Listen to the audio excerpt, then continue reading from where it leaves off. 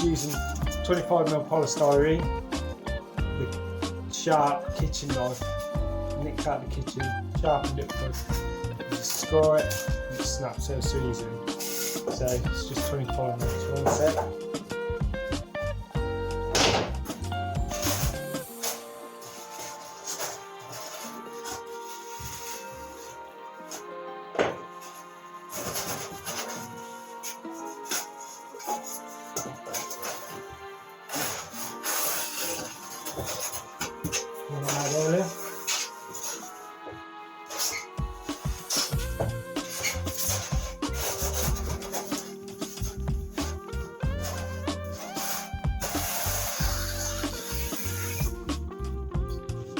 Good job, just like that. Polystyrene coating.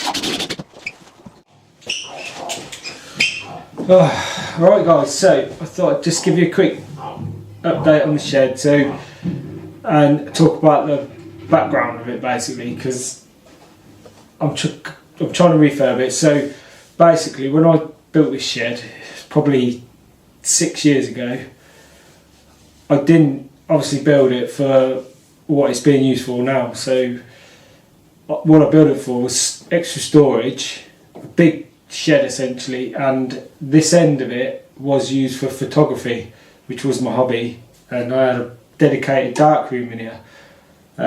So hence why you'll see in the video that some of this was already plasterboarded, because me being a tight ass, I didn't want to insulate the entire shed when half of it was just going to be used for storage. So this half, the cheapest way to do it, and the only thing that works as insulation really, is the polystyrene. I could get 25mm Celotex, but it's double the cost of this, so I managed to get some of this polystyrene so cheap. But anyway, so this half was plasterboarded to try and regulate the temperature, and obviously insulated. But when I set up my business, I started taking on a bit more bespoke work, things like built-in alcoves, and I decided I needed a space, dedicated space, where I could go to the job, measure up, and then do most of the cutting here in the dry, not under a gazebo outside someone's property. So yeah, and that's what I did. But so I built it on pretty much 6x2s on the base, but I didn't put any proper foundations in or anything. It's literally on, I raised it up on slabs and concrete, obviously made concrete pads essentially. I had a load of leftover slabs, so I stacked them and levelled them up, and then obviously I built my framework off of them. Like I say in previous videos, it's about 25 foot long by about 8 foot wide. I did it all to minimise cuts.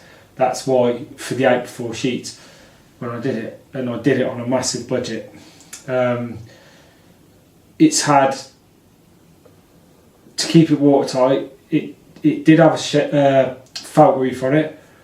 Now it's got a steel corrugated roof on it.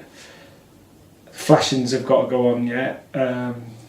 But regarding to the outside, what I did was actually I just used OSB ply right the way around. I bitumen blacked it all the way around, and then on the two sides and the back I used shed felt and lapped it over. So the sides and the back bit I've never seen are literally just, it's a big shed sort of felt box apart, and then I decorated the front, which I will be updating in the future to make it look a bit prettier from the house.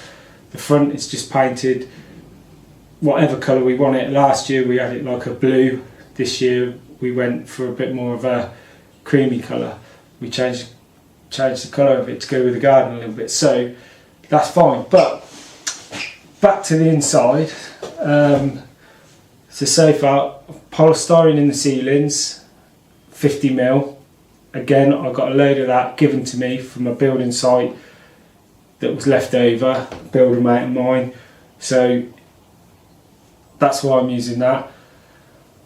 25mm polystyrene in the walls, and then on the ceiling I'm literally only using 3.6mm ply, and because I'm concerned about, I'm trying to minimise weight in here, because with all the machinery, all this extra wood I'm putting in, you know, obviously I've just got to be a bit wary of that. I'm amazed, to be fair, that it hasn't moved more than it has. It has settled. Where I'm stood right now, just this corner, there's about a 1500 strip where one of the pads that I put it on has just sank, and it sank by about 15mm, if that.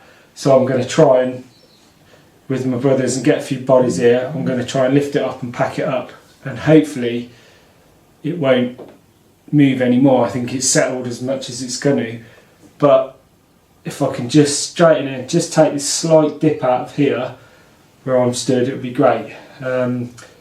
So regarding insulating the floor, I've used more 25mm polystyrene on top of the 8mm OSB ply that was previously painted. So we've got the 18mm ply, then we've got 25mm plasterboard, and then I'm going 11mm OSB on top of that.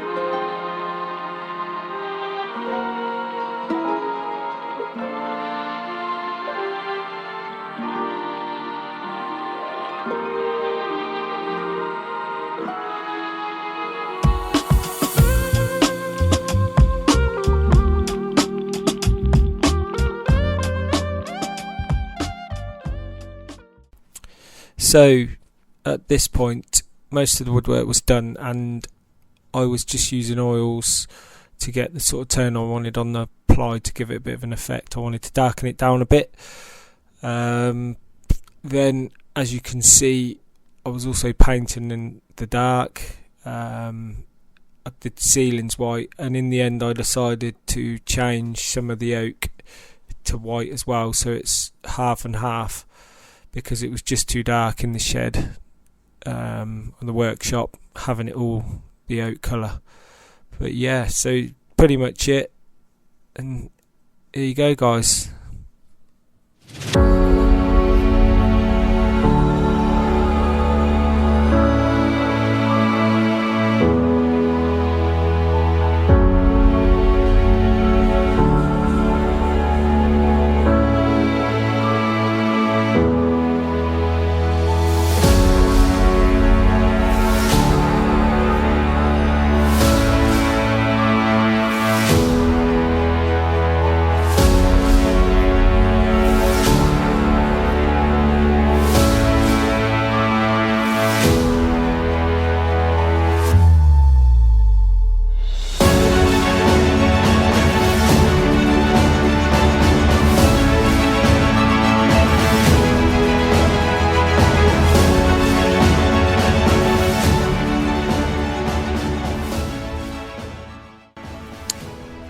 Okay, so there you go. As you can see, I finished it by boxing in all the underside of the benches and painting them black. Half the shed was white, half the shed was in the end an oak colour. I changed it and went even darker. Still got lots to do, guys. Lots of, sort of storage to put tools in, and cabinets to build, but the actual refurb itself is pretty much done. I want to add drawers as well to things, and it's just going to take time to complete it. So but the actual overall refurb is complete.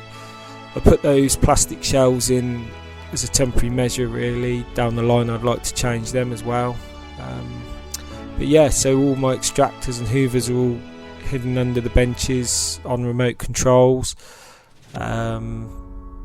Yeah, so overall really chuffed, guys. Hope you've enjoyed watching the video, and I'll see you soon.